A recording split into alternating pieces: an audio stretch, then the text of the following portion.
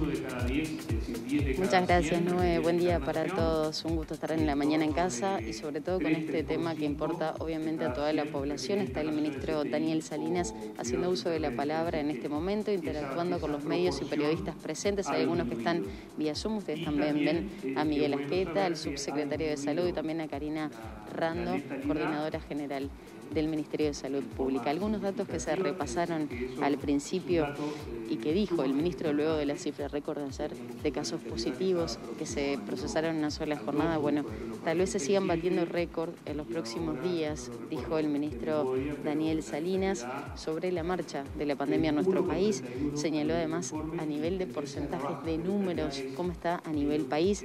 El 79% de los casos se centran en Montevideo y Canelones, y en Montevideo únicamente llegan al 63%. Recordemos que también tenemos récord perdón, pues justo iba a hacer uso de la palabra, pero está el colega Leo Sarro haciendo uso de la palabra ahora. Vamos a escuchar la consulta. Importante, gente. ¿Van a aumentar los casos con todo esto? Yo lo expliqué un poco al inicio de la conferencia. Eso es una locomotora con muchos vagones y tiene una inercia. Los casos van a seguir aumentando en estos días. Lo que se propone es medidas de mitigación y de contener la cantidad de casos. Es decir, que en todo lo posible se mantenga la situación en statu quo, pero que va a haber esa inercia de los días anteriores que se vuelca en estos días, y además fuimos activamente a buscar aquellos casos que estaban retrasados, nos va a generar más casos. Además, tener más diagnóstico y tener más rastreo nos da la cruda realidad, porque nosotros vamos a buscar los enfermos. Entonces, la lógica es, si nosotros no hiciéramos nada, claro que tendríamos menos diagnósticos, solamente estaríamos testeando a los sintomáticos. Por caso, en el día de ayer se hizo la transmisión del ministro de Salud.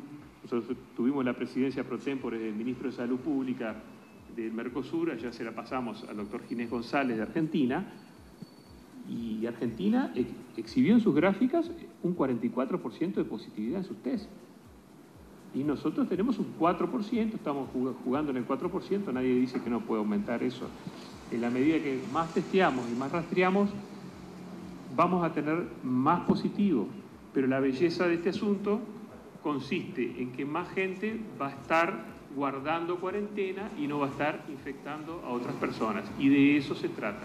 Estos días son de especial riesgo porque, como usted bien describe, la movilidad se incrementa, y es por eso que el Grupo Gach ha hecho todas las recomendaciones para mantenerse dentro de burbujas o mini burbujas, como le dijeron así, de 10 a 12 personas, disminuir en todo lo posible los festejos, tanto los navideños y los de Año Nuevo. Como decía, bueno, yo tengo una familia numerosa también, hermanos, sobrinos, y siempre una tradición en casa. La Navidad casi siempre era en casa, y éramos como 24, y eso no va a poder ser este año. Vamos a hacer el núcleo reducido familiar. Y como se explicaba en esas guías de comportamiento o guías para las fiestas, tratar de ser del mismo grupo. Es decir, si hacemos la fiesta de fin, tanto de Navidad o de fin de año, dividir a la familia. Unos la festejamos en Navidad, otros la festejamos en fin de año, pero a su vez, por un tema de responsabilidad, todas las despedidas de fin de año laborales, que son tan de estilo,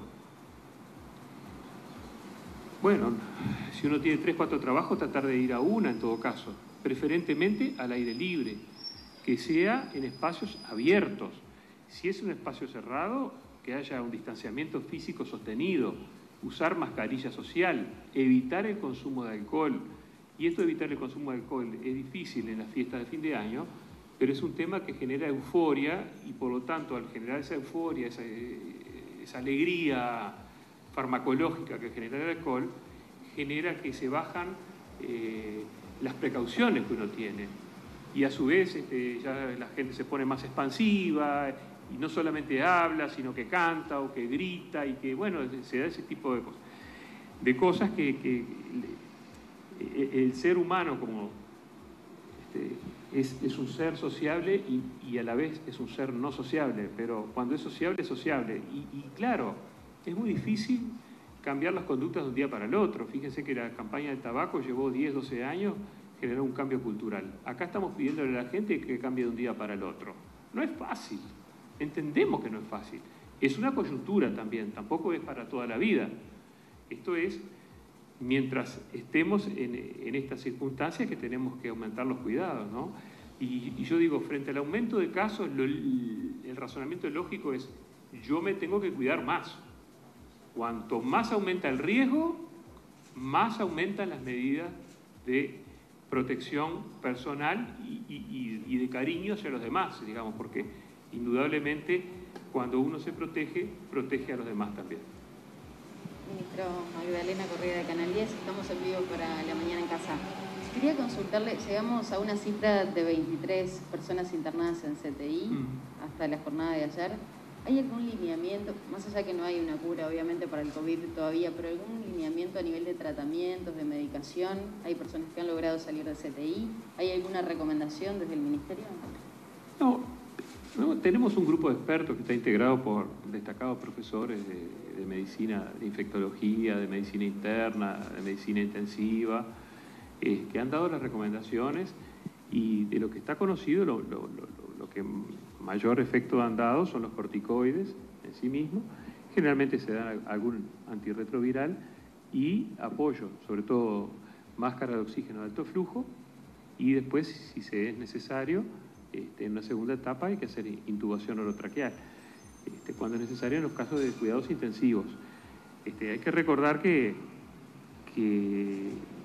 es una enfermedad que se ha estudiado que genera algún tipo de secuela, sobre todo en los casos más severos. Entonces puede quedar algún tipo de déficit, como por ejemplo una menor capacidad funcional pulmonar, porque se generan procesos inflamatorios crónicos, de ahí que se estén dando antiinflamatorios como los corticoides, que son antiinflamatorios potentes, ¿no es cierto? Pero lo mejor de todo esto es evitarlo, ¿no? Es decir, nosotros, como dijimos al principio, tenemos aproximadamente de las camas de CTI, 2% ocupadas con pacientes COVID, ¿sí? Y tenemos una potencialidad en equipos disponibles bajo resguardo de 150 equipos completos más, ¿sí? Que tendríamos que, si fuera necesario, ponerlos a disposición de los distintos centros hospitalarios. Creo que estamos a tiempo para hacerlo en forma ordenada. Tenemos una muy buena capacidad instalada, porque al principio de la pandemia les pedimos a las instituciones que incrementaran su capacidad instalada en CTI y cuidados moderados, y a su vez nosotros hicimos una reserva y una compra de respiradores y de monitores que afortunadamente aún no es necesario utilizarlos, puesto que con los datos de hoy, José Luis, ¿no?, tenemos un 60%, 59% de la capacidad de CTI ocupada y por lo tanto un 41% de las capacidades de CTI y cuidados moderados libre. Es decir, pero uno no aspira a eso, uno aspira a que logremos contener el avance de esta infección o al menos mitigar el incremento que se ha dado en forma tan importante. Y ustedes saben, no tienen por qué saberlo, nosotros tenemos instalado un tablero de control en nuestras computadoras donde se va cambiando la pantalla y es muy estresante verlo, y sabemos cuántos casos van de Montevideo y cuántos casos van del interior. Esa pantalla se renueva cada 30 segundos, es como una especie de vicio. Yo antes de irme, iban 177 casos hoy, antes de irme, de venir para acá. ¿En estas horas? Sí, se cierra a las 18 horas y empieza a contar, ¿no? Entonces todo lo que cae del día anterior y hasta ahora que vine a la conferencia, iban 177 casos, así que no nos llama atención de que pudiera haber un nuevo récord. Puede haberlo o no puede no haberlo, pero recuerden que también salimos a buscar a la gente en taxi, salimos a testear, salimos a buscar los contactos y estamos trabajando fuerte. Buenos días, Ricardo Pose de Caras y Caretas. Nosotros hemos adoptado un criterio del famoso manejo de las perillas por lo cual estos llamados a la responsabilidad de la población un poco parecería decir, bueno, si tenemos la capacidad de poder controlar las perillas, no debería hacerse tanto hincapié solamente en la responsabilidad de la población, y eso, la pregunta es cómo afecta al manejo de las políticas públicas, sobre todo cuando hay una percepción importante en la población de que hay una tensión muy fuerte entre los intereses de la economía con respecto a unas medidas sanitarias más drásticas en esta situación que estamos viviendo. Por ejemplo, cuando recién empezó la pandemia no había ni siquiera el concepto de perillas, pero todo el mundo tenía claro que las perillas estaban cerradas. En este momento parece haber un énfasis sobre mantener ciertos sectores de la economía cuando estamos en esta situación de emergencia sanitaria importante. Sí, te agradezco la pregunta, y yo creo que esta pregunta se la voy a ceder en parte a José Luis y en parte a Miguel Asqueta. Pero lo que te quiero decir, digo, las perillas, un concepto muy gráfico que mencionó el señor presidente, que fue muy claro. Yo creo que se movieron las perillas ahora. Las perillas se movieron. Ahora, lo que tú decís, que hay una tensión entre lo sanitario y lo económico, yo creo que es todo es una unidad. Es decir, no podemos considerar lo sanitario aislado de lo económico, ni lo económico aislado de lo sanitario, y de lo laboral, y de la dignidad, y del comer, y del producir. Es decir, es una unidad. Pero ahora te dejo para la respuesta política con José Luis y con la respuesta del cierre de las perillas con Miguel. Buenos días para todos. Muchas gracias, señor ministro. Como bien decía Daniel, es una visión única, porque si no tenemos salud, no tenemos trabajo, no tenemos educación, no tenemos actividad. La salud está por encima de todo, y es lo que hemos priorizado. Ni hablar del Ministerio de Salud Pública, pero desde el gobierno siempre la prioridad fue la salud y es la salud. En Uruguay se dio algo muy particular, que trabajamos dentro del Ministerio de Salud Pública en conjunto con el grupo de expertos, y es que el retorno a la actividad fue progresivo, fue programado, fue medido, fue paulatino. Esas famosas perillas, esas reaperturas, fue en base a protocolos, a protocolizar las actividades para retornar con seguridad.